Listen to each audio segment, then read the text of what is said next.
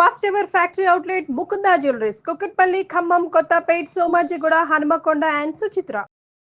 53 సంవత్సరాల వయసులో కూడా ఆ మెంటల్ ఫిట్నెస్ కానీ ఆ ఫిజికల్ ఫిట్నెస్ కానీ చూస్తే అది చాలా ఆశ్చర్యం వేస్తుంది. కాబట్టి ఆయన ఫిట్నెస్ మంత్ర ఏమిటి?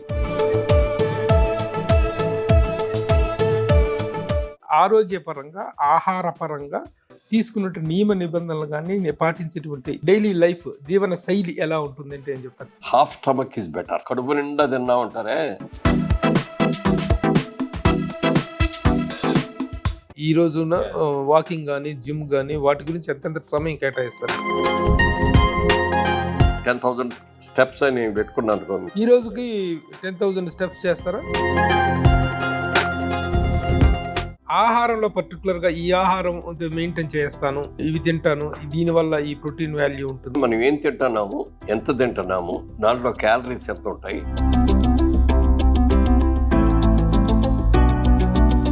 సినిమా ఇండస్ట్రీలో ఈవినింగ్ పార్టీస్ ఇవన్నీ చాలా కామన్. ఎంత వద్దనుకున్నా కూడా కొన్ని సందర్భాల్లో ఆ సోషల్ డ్రింకింగ్ అనేటువంటిది ఇది. ఆ పాయింట్ ఆఫ్ వ్యూలో మీరు ఎలాంటి రిస్ట్రిక్షన్లో ఉంటారు? ఇక్కడ మాత్రం లిమిట్ దాటుతున్న సందర్భాలు చాలా ఉన్నాయి.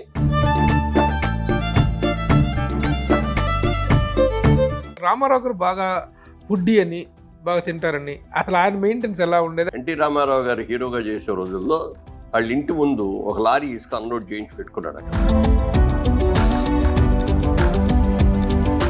నమస్తే అండి, welcome to Suman TV. Fitness అనేటువంటిది ప్రతి వ్యక్తికి కూడా చాలా ముఖ్యమైనటువంటి విషయం.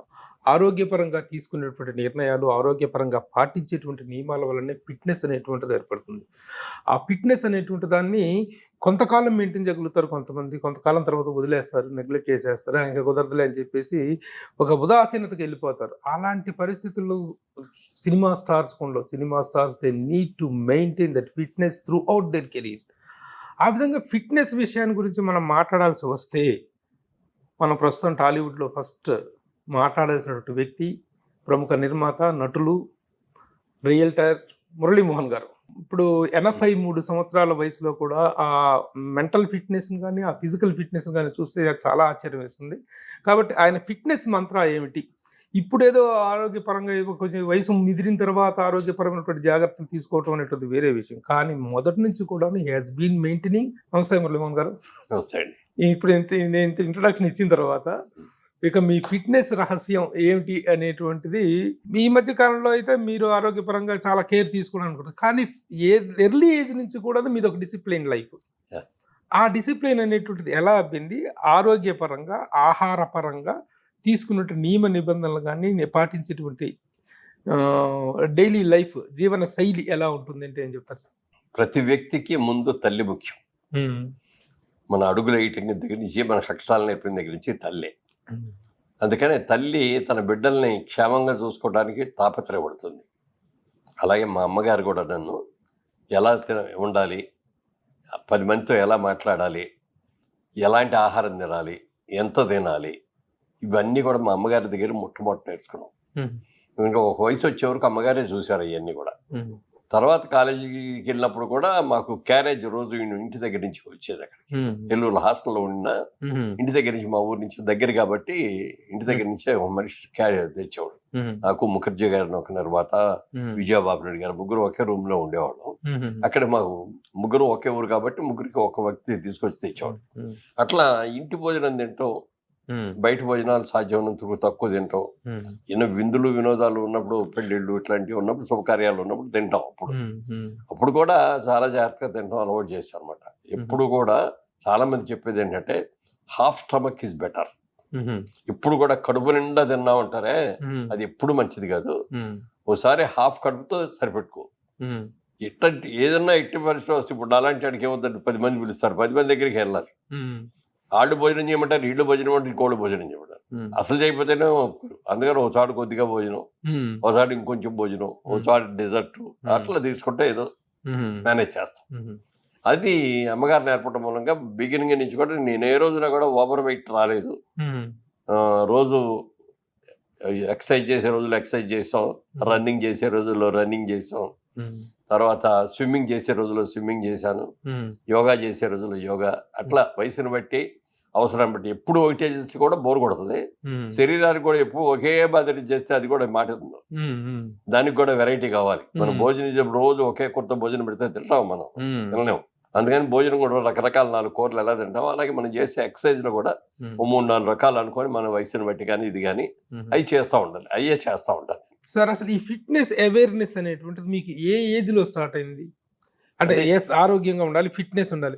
మామూలుగా వయసులో ఉన్నప్పుడు తెలియదండి. అదే వయసులో ఉన్నప్పుడు తెలియదు. ఇండస్ట్రీకి వచ్చాక ఫిట్నెస్ పట్ల ఒక అవగాహన ఏర్పడిందా? అంతకు ముందు కూడాను లేదు. అదే చెప్తాను ఇందాక, చిన్నప్పటి నుంచి నేను కాలేజ్ స్టడీస్ అయ్యే వరకు కూడా మదర్ ఆవిడే వండి చేసేది, ఆవిడే భోజనం చేసేవారు.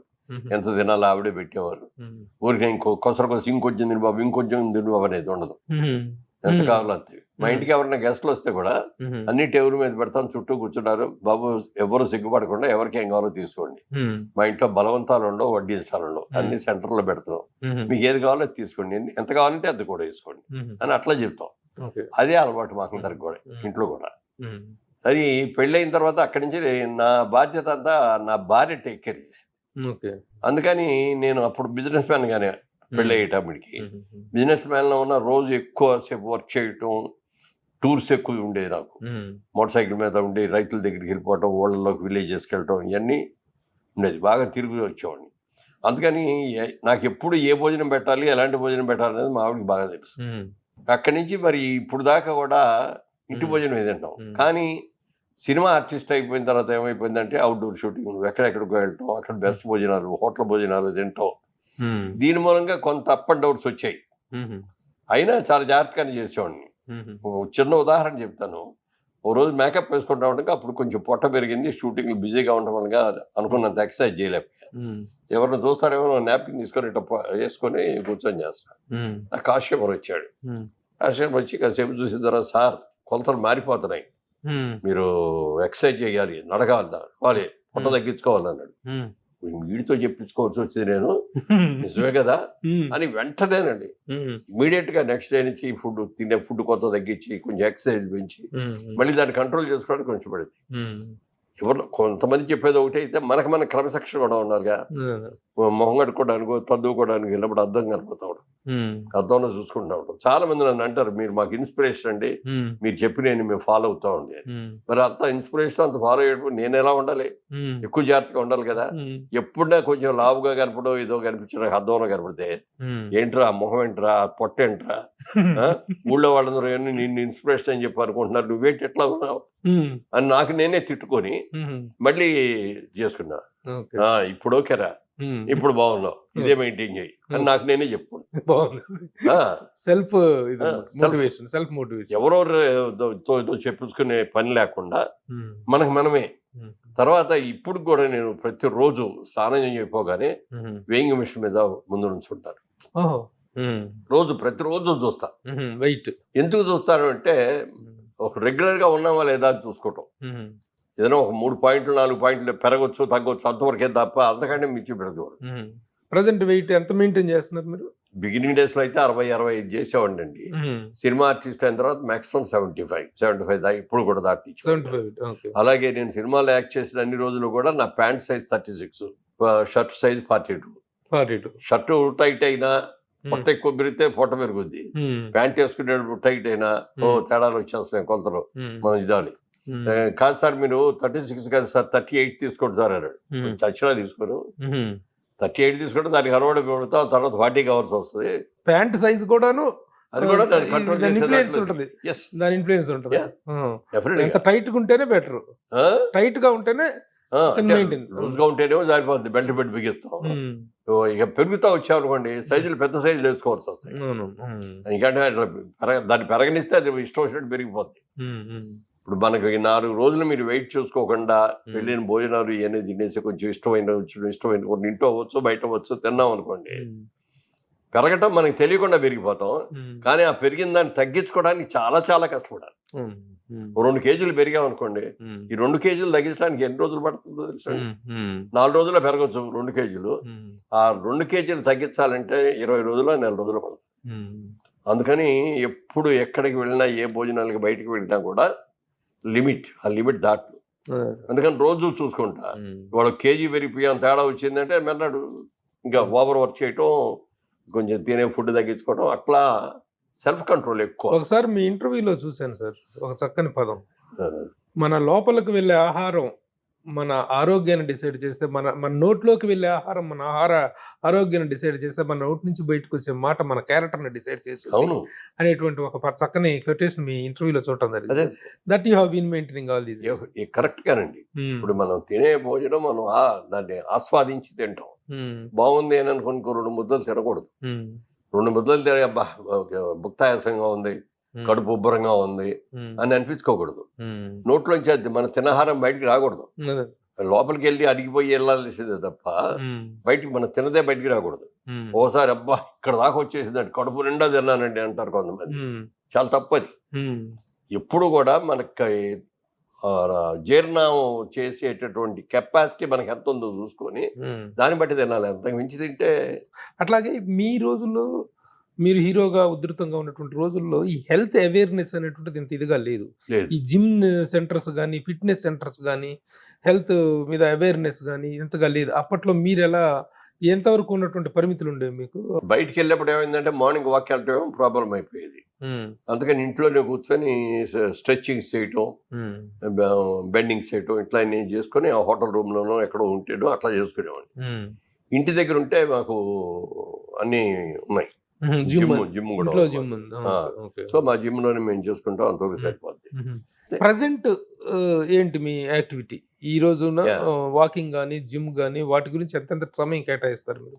రోజు వాకింగ్ ఇప్పుడు మార్నింగ్ 3 అంటే ఇదివరకు ఒకేసారి నడిచేవాడు. పొద్దున్నే వెళ్ళిపోతే వాకింగ్ 1-2 గంటలు నడిచేసి వచ్చేవాడు. ఇప్పుడు డాక్టర్ చెప్పిన సలహా ఏంటంటే ఒకేసారి ఒకే స్ట్రెచ్ వద్దండి, 3 స్ట్రెచెస్ చేయండి కావాలండి. మీరు ఒక 10,000 స్టెప్స్ అని పెట్టుకున్నాను పర్ డే. ఫోన్ లో యాప్ ఉంటే ఫోన్ జేబులో పెట్టుకుని వెళ్తే వాళ్ళు ఎంత నడిచామని, ఎన్ని స్టెప్స్ చేసామని దాంట్లో వచ్చేస్తుంది. దాన్ని బట్టి నేను నడక ఎంత ఉంది, ఏది ఉంది అనేది నేను చూసుకుంటాను అనమాట. ఈ రోజుకి 10,000 స్టెప్స్ చేస్తారా? ఇది చూడండి, ఇది మన స్టెప్స్ అనమాట. ఏ రోజు ఎన్ని స్టెప్స్ చేసింది వచ్చింది 13,725. 13,700 యావరేజ్ అయింది. ఇందులో ఒక రోజు పెరిగినవి ఉన్నాయి, ఒక రోజు తగ్గినవి ఉన్నాయి. మనం ఏదో పని తెల్లవారుదామని బయలుదేరి ఎక్కడికి వెళ్ళిపోవాల్సి వస్తుంది, ఆ రోజు వాకింగ్. నెక్స్ట్ దాన్ని కాంపన్సేట్ చేయడం కోసం ఎక్కువ తక్కువ, అట్లా వీక్లీ యావరేజ్ గా ఉందంటే ఓకే. ఇప్పుడు 13,725 ఉంది. ఎప్పటికి? ఈ వారానికి ప్రజెంట్ వీక్ వీక్లీ. రోజు చూసుకుంటా ఇవాళ ఎంత నడిచాను. 10,000 మినిమం. 10,000 పైన ఎందుకు నడుస్తారంటే ఒక రోజు 5,000 నడిచే సందర్భాలు, దాన్ని కాంపెన్సేట్ చేయడం కోసం యావరేజ్ గా వీక్ లో 10,000 కి తగ్గకుండా స్టెప్స్ నడుస్తాయి ఇప్పుడు ఈ ఏజ్. ఇప్పుడు మీ అపార్ట్మెంట్ లోనేనండి? పైన మాకు జిమ్ పూల్ అది ఉంది టెర్రస్ మీద, అక్కడే టెర్రస్ లో తిరుగుతాయి. కింద తిరుగుతా అంటే ఏమవుతుందంటే ఎవరో ఒకటి పలకరిస్తాం, వెళ్ళి ఇప్పుడు ఒక రితంతో నడుస్తూ ఉంటాం. ఎవరో ఆపేశారు అనుకోండి, ఆపేసి 2 నిమిషాలు మాట్లాడిచి మళ్ళీ ఆ రితం రావడానికి కొంచెం ఇదయ్యి ఇదంతా పైగా బయటకు వెళ్తే ఇది ఎక్కువగా ఉందని. వాకింగ్ చేసినప్పుడు మాట్లాడరండి? తక్కువ మాట్లాడతాను. మాట్లాడటం అంటే మాట్లాడుతూ వాక్ చేస్తుంటారు, వెళ్ళడం, వాక్ చేస్తూ మాట్లాడుతూ వాక్ చేయడం కూడా మంచిదే. కొంతమందికి ఏంటంటే ఆయాసం వస్తుంది, ఆయాసం వచ్చినప్పుడు మాట సరిగ్గా ఉంటుంది. ఫోన్ మాట్లాడుతూ ఉంటాను నేను. పైన ఎవరు, నేను ఒక్కడే నడుస్తారు కాబట్టి పెద్ద ఎవరు మాట్లాడేది ఉండదు. బట్ ఫోన్ కాల్స్ అయినా వచ్చినప్పుడు రిసీవ్ చేసుకొని మాట్లాడతాను. సార్ మరి మీది ఓపెన్ టెర్రస్, మీది ఆ ఓపెన్ టెర్రస్ లో కాంక్రీట్ మీద నడవాలి, మట్టి మీద నడిస్తేనే మంచిదని అంటారు.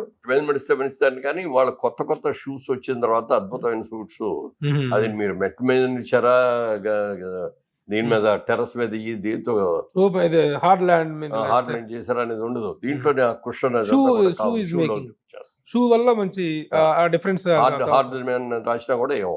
అట్లాగే జిమ్ ఎంత వర్క్ చేస్తారు? జిమ్ చేస్తారు రోజు కొన్ని ఏరోబిక్స్ లాగా కొన్ని. ఈ ఏరోబిక్స్ అయ్యి ఇదివరకు చేసేవాడిని అండి. ఇప్పుడు ఏమైపోయిందంటే నాకు 4 years క్రితం స్పైనల్ కార్డ్ ఆపరేషన్ చేయాల్సి వచ్చింది. రాజకీయాల్లో తెగదెగేసి అటు వంగి ఇటు వంగి, పైగా వెహికల్ మీద మేము ఊళ్ళు వెళ్ళేటప్పుడు అందరూ రాజకీయ నాయకుడిగా ఒక పక్క అయితే సినిమా యాక్టర్గా ఇంకో పక్క, అందుకని విపరీతమైన క్రేజ్. పెద్దాళ్ళకి, చిన్నాళ్ళకి, లేడీస్ కి అందరికీ కూడా క్రేజ్. అందుకని ఆ వ్యాన్ మ్యాన్స్ ఇట్లా కింద కొంగి ఇట్లా చేసేటప్పుడు ఎడం చేత్తో ఇవ్వలేము, ప్రతి ఆడికి ఇట్లా ఇటే వంగుతున్నాం. ఈ వంగటంలో స్పైనల్ కార్డ్ కొంచెం బెండ్ వచ్చి అప్పుడు ఏదో పెయిన్ అది వస్తే డాక్టర్ చూసి మీరు జాగ్రత్తగా ఉండాలి, కొంచెం ఆపరేషన్ చేసుకుంటే బెటరు. ఈ L4, L5 దగ్గర కొంచెం బయటకు వచ్చింది అన్నాడు. తేడా వచ్చిందండి, దాన్ని ఆపరేట్ చేయాలండి అన్నారు. ఆపరేషన్ చేశారు, ఏదో ప్లేట్ వేశారు, దాన్ని సరి చేశారు. ఓకే, మళ్ళీ 15 రోజులు, ఒక 5 నెలలు అయిన తర్వాత మళ్ళీ వచ్చింది పెయిన్. మళ్ళీ వేస్తే ఏంటంటే మళ్ళీ వచ్చింది, మొన్నగా చేశారు కదా ఆపరేషన్ అంటే, ఈసారి S1L1 దగ్గర వచ్చిందండి, ఎండ్ బిట్ అనమాట. మళ్ళీ అది సరి చేయాల్సి మళ్ళీ చేసి. సో అందుకని కొంచెం ఈ ఎక్సర్సైజ్ తగ్గు, జిమ్లు అవి తగ్గించారు. స్విమ్మింగ్ కూడా చేస్తూ ఉంటాను, లేకపోతే నడక. ఇప్పుడు స్విమ్మింగ్ చేస్తారండి అప్పుడప్పుడు, లేకపోతే బయట చలిగా ఉండి చేయట్లేదు అన్నప్పుడు థ్రెడ్మిల్ చేస్తాను. అదర్వైజ్ ఐ ప్రిఫర్ అవుట్డోర్ లో నడకే నాకు ఇష్టం. ఇంకా ఫ్రెష్ గా గాలి వస్తూ ఉంటుంది. అంటే రోజుకి ఇన్ని క్యాలరీస్ బర్న్ చేయాలనేటువంటిది అయితే మాత్రం ఉండాలి, డెఫినెట్ గా ఉండాలి. అది చాలా అవసరం. అది మనకు నోట్ చేసుకుంటా అంటేనే తెలుస్తుంది. లేకపోతే మనం ఏమి చూసుకోవట్లేదు అనుకోండి, ఏదో ప్యాంట్ టైట్ అయింది అనుకోండి, ఇవాళ కొంచెం ఎక్కువ తిన్నాం అందుకని టైట్ అయిందిలే అనుకుంటాం, కానీ మనకు తెలియకుండా పెరిగిపోతాం. అట్లాగే మీరు తీసుకునే ఆహారంలో పర్టికులర్ గా ఈ ఆహారం మెయింటైన్ చేస్తాను, ఇవి తింటాను, దీనివల్ల ఈ ప్రోటీన్ వాల్యూ ఉంటుంది, దీనివల్ల దాంట్లో తాలూకు ఆ యాంగిల్ తాలూకు అవగాహన ఏంటి మీకు? డెఫినెట్ గానే మనం ఏం తింటున్నాము, ఎంత తింటున్నాము, దాంట్లో క్యాలరీస్ ఎంత ఉంటాయి అనేది చూసుకోవాలి, మనం తెలుసుకోవాలి. తెలుసుకొని ఆ క్యాలరీస్ ప్రకారంగా మనం ఫుడ్ తీసుకొని మనం చేసుకుంటే పర్ఫెక్ట్ గా ఉంటుంది. అది కూడా లిమిట్ కూడా పెట్టుకోవాలి. ఇప్పుడు నేను మార్నింగ్ టైం బ్రేక్ఫాస్ట్, ఇప్పుడు ఇడ్లీలు, దోశలు ఇట్లాంటివి తినండి, ఓన్లీ ఫ్రూట్స్ తీసుకుంటాను. Only fruits, seasonal breakfast. అది అయిన తర్వాత ఆఫీస్కి వస్తే ఏదైనా కాఫీ, గ్రీన్ టీ తాగుతాను. 2 o'clock భోజనం చేస్తాను. 2 o'clock భోజనంలో little rice and curries, mostly vegetable curries. Saturday సండేలు మాత్రం కొంచెం నాన్ వెజ్ తింటాను. 3 పూట్ల భోజనంలో ఎర్లీ మీల్ అనేటువంటిది చాలా ఇంపార్టెంట్ అనేట్టు చెప్తారు కదా. మీరు మీ మీల్ నైట్ డిన్నర్ ఏ టైంలో ఉంటుంది? డిన్నర్ 8 o'clock అండి. 8 o'clock లో కూడా ఇదివరకు పుల్కా తినేవాడిని. ఇప్పుడు పుల్కా కూడా మనకి అది గోధుమలే కదా, రైస్ అంతా అది అంతే. ఏదైనా తప్పది అది, ఏ దోశ లేకపోతే ఉప్మాయో ఇట్లాంటిది ఏదైనా రాత్రి పడుకోవచ్చు. Light, very light. దోశ అంటే ఒకే దోశ. మొత్తానికి మీరు ఏదైనా కొంచెం హెవీగా తినేది ఏదైనా ఉంది అంటే లంచ్ మాత్రమే. మామూలుగా కొంచెం స్వీట్ అంటే లైకింగ్, స్వీట్ తింటే మనకు తెలియకుండా ఇదైపోద్దని ఇప్పుడు స్వీట్ ని దాని మీద ఇష్టం కంటే కూడా ఇష్టం తెప్పించుకున్నాను అనమాట దాన్ని. అందుకని ఎప్పుడైనా తింటే ఏదైనా కారమే కొద్దిగా. ఐ హేట్ ద స్వీట్ అన్నట్టు, ఐ హేట్ స్వీట్ అన్నట్టుగా నాకు నేనే డెవలప్ చేసుకున్నదాన్ని. మరి ఇప్పుడు కూడా ఎవరైనా పెడితే గమ్ముకొని తినేస్తూ ఉంటారు. అదే మామిడి పాయసం, మొదటి నుంచి స్వీట్ అంటే మొదటి నుంచి కూడా ఇష్టం, ఇప్పుడు కూడా ఇష్టమే. మావిడ అప్పుడు ఇంట్లో తను పాయసం చాలా బాగా చేస్తుంది. ఏమంటే కొంచెం పాయసం తెచ్చి ఇస్తాను అని అందనుకోండి, వద్దులే అనలేను.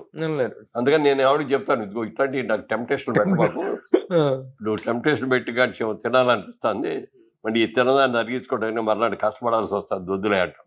అట్లా కొంచెం ఇంటేక్ అవుట్టేక్ అనేది మనం జాగ్రత్తగా చూసుకోవాలండి ఎప్పుడు కూడా. ఈ రోజున కామన్ అయినటువంటి విషయాలు ఏంటంటే బీపీ అండ్ షుగర్. ఇక మామూలు వేరే పెద్ద పెద్ద రుగ్మతలు, హెల్త్ ఇష్యూస్ అనేటువంటిది వేరు, కానీ ప్రతి శరీరంలో కామన్ గా ఉన్నటువంటి ఈ 2 బీపీ అండ్ షుగర్. ఈ విషయంలో మీకు ఎలాంటివి ఏమైనా ఉన్నాయా? షుగర్ గానీ బీపీ గానీ వచ్చిందా? షుగర్ లేదండి.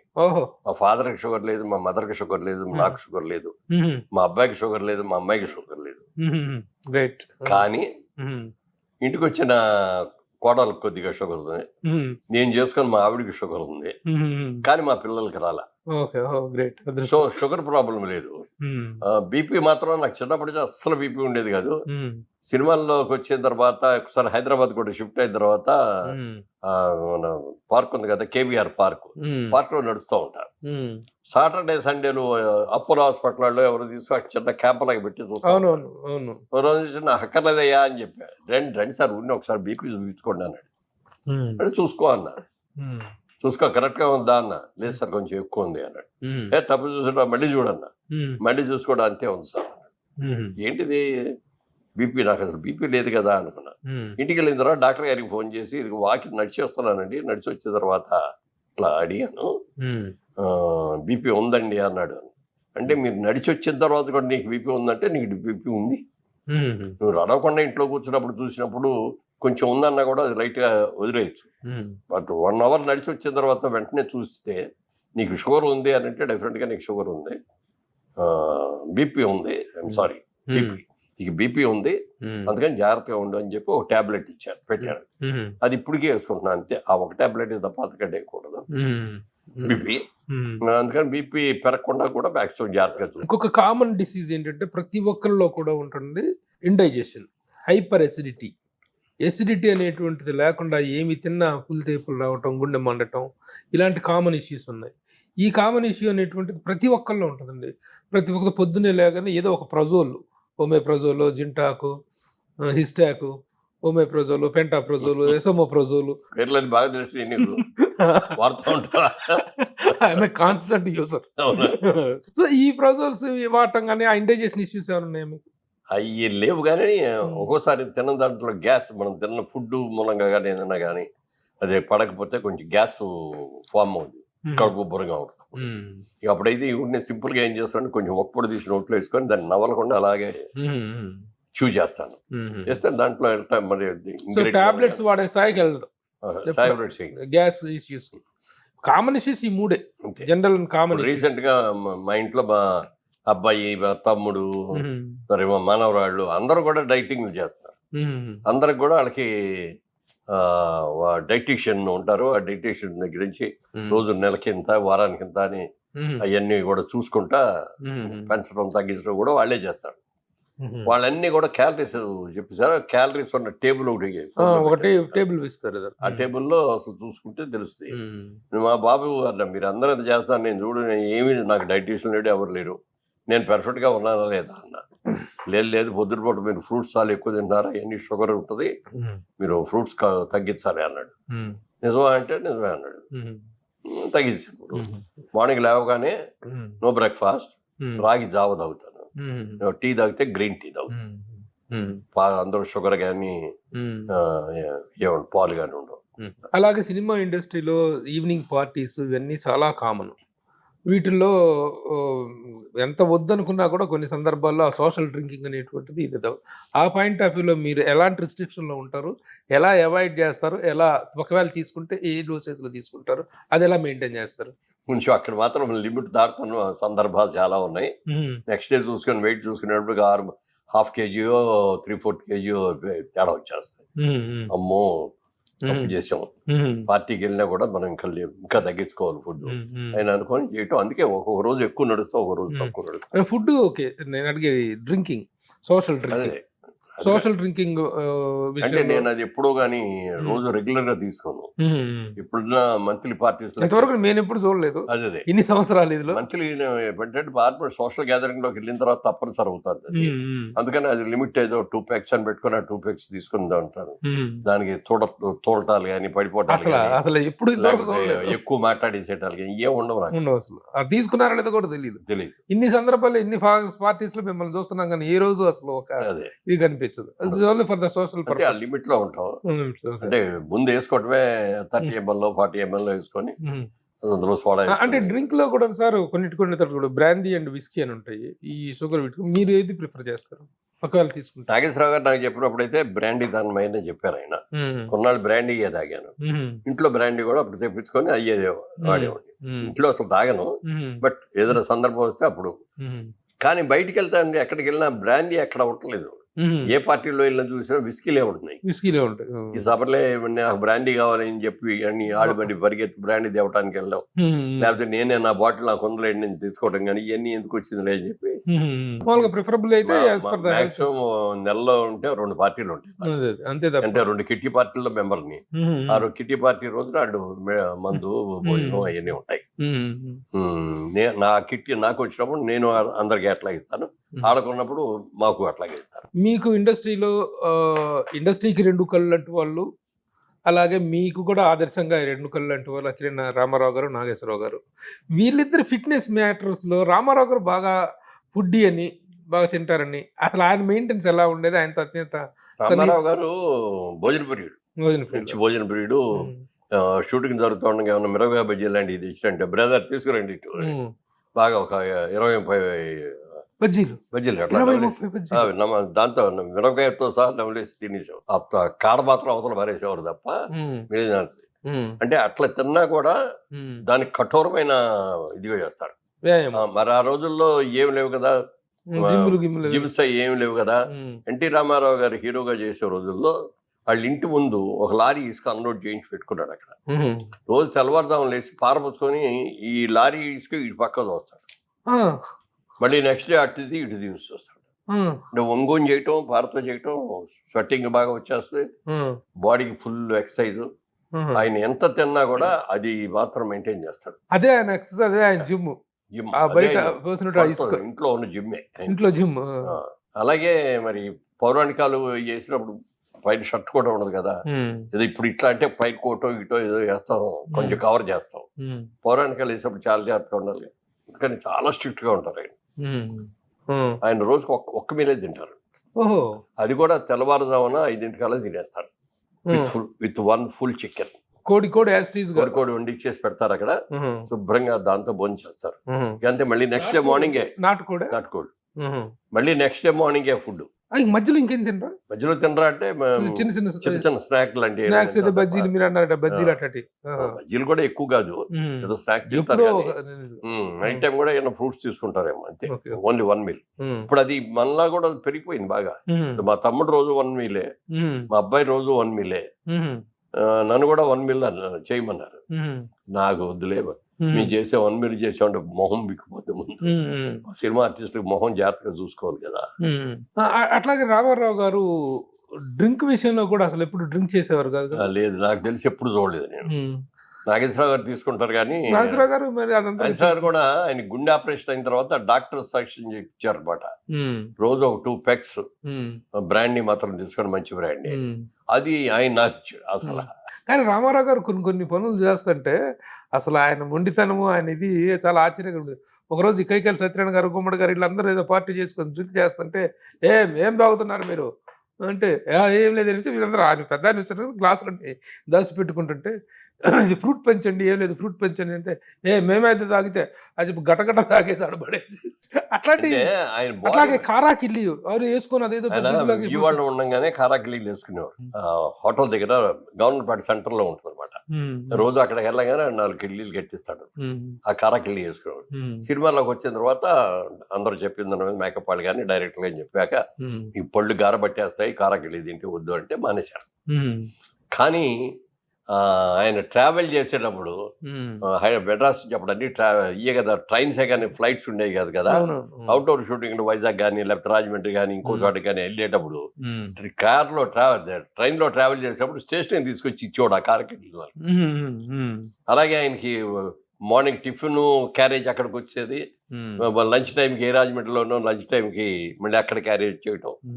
భోజనం ఇప్పుడు శుభ్రంగా తింటారు ఆయన, నాన్ వెజిటేరియన్ బాగా తింటారు, బట్ కంట్రోల్, దానికి తగ్గ వ్యాయామం. మీరు చెప్పింది ఒకటే, లారీ ఇసుక అదే కదా, దాన్ని మించింది లేదు. ఒకసారి ఇట్లాగే ఇప్పుడు కృష్ణ గారు, వాణిశ్రీ గారు వీళ్ళందరూ కూడా పాన్ వేసుకొని తోమపాకులు అందరూ కిమామ్ అని చిన్న చిన్న బాటిల్స్ లో ఉంటాయి. ఆ బాటిల్స్ లో ఉంటాయి, అగ్గిపోలు పెట్టేట తీసి ఆకు మీద రాస్తారు, రాసారి తింటారు. అది తినే వాళ్ళకి ఎలా ఉంటుందో కానీ పక్కన వాళ్ళు అందరికీ మంచి స్మెల్ వస్తూ ఉంటుంది, బాగుంటుంది. మరి బహుశా సినిమా ఆర్టిస్టులు, హీరోయిన్లు అందుకోసం తినేవారు అనుకుంటా. ఒక రోజు రామారావు, ఏం వాణిశ్రీ గారు ఏమది అన్నాడు. లేదు సార్ కిమామ్ అని అన్నాడు. ఏది ఇలా ఇవ్వండి అన్నాడు. ఇలా ఇవ్వండి అంటే ఆకులు తెప్పించుకున్నాడు, ఇవ్వండి ఆ బాటిల్ అన్నాడు, ఇచ్చారు. ఇస్తే ఇదిగోనండి అగ్గిపోలేదు. ఎందుకు అగ్గిపోలే, మనకి ఏం వేరు లేదా అని ఇట్లా ఏరు పెట్టాడు, లాగారు. సార్ అంత తినకూడదు, కళ్ళు తిరిగిపోతాయి, పడిపోతారు సార్. ఏం పడవు అని చెప్పి దాన్ని ఇట్లా రాసేసి మొత్తం బాటిల్ అంతా రాసేసుకొని వేసుకుంటే, సార్ మింగబాకండి, ఉమ్ము చేయండి, మింగితే మంచిది కాదు సార్. ఏమి శుభ్రంగా దాన్ని తినేసి హల్వా తిన్నట్టు తినేసి, ఏం కళ్ళు తిరగట్లేదండి, ఏం తిరగట్లేదు. బాడీ చెప్పినట్టు తినేది అనమాట. స్టామినా. నాగేశ్వరరావు గారు మాత్రం చాలా జాగ్రత్తగా అన్ని ఆరోగ్య సూత్రాలు 100% శుభ్రులు పాటించేవారు. మందును కూడా మందులాగా డ్రింక్ లాగా తాగేవారు. ఆయన ఎవరికి ఆఫర్ చేసినా అలాగే ఉండేది, సింపుల్ గా చాలా ఇదిగా ఉండే. పార్టీలు ఇస్తుంటారు అప్పుడు, ఆయన జనరల్గా ఆయన ఫారిన్ కంట్రీస్ వెళ్ళినప్పుడు కానీ లేకపోతే ఆయనకి బోలెడు మంది ఫారిన్ కంట్రీస్లో ఫ్రెండ్స్ కూడా చాలా మంది వాళ్ళు ఎవరు వచ్చినా ఏమండి ఏమన్నా వస్తున్నామండి ఏమన్నా కావాలా చెప్పండి అంటే నాకు ఏమొద్దయ్యా మంచి బ్రాండ్ ఒక బాటిల్ తెచ్చిపెట్టు అని అలా కలెక్ట్ చేసేవారు. కలెక్ట్ చేసి అన్ని ఇంట్లో పెట్టేసి ఆయన బర్త్డే రోజున అన్ని ఓపెన్ చేసి. So this is all about your fitness. Very good sir. Fitness విషయంలో నిజంగా మిమ్మల్ని ఫాలో అవటం అనేది మీరు మెయింటైన్ చేసినటువంటిది very inspiring way of living. అది చాలా హ్యాపీ. ఈ విషయాన్ని మా సుమన్ టీవీతో షేర్ చేసుకున్నందుకు సుమన్ టీవీ, ఎందుకంటే we're making a special programme the fitness mantra of a celebrity fitness mantra అని ప్రోగ్రామ్ చేస్తున్నాం.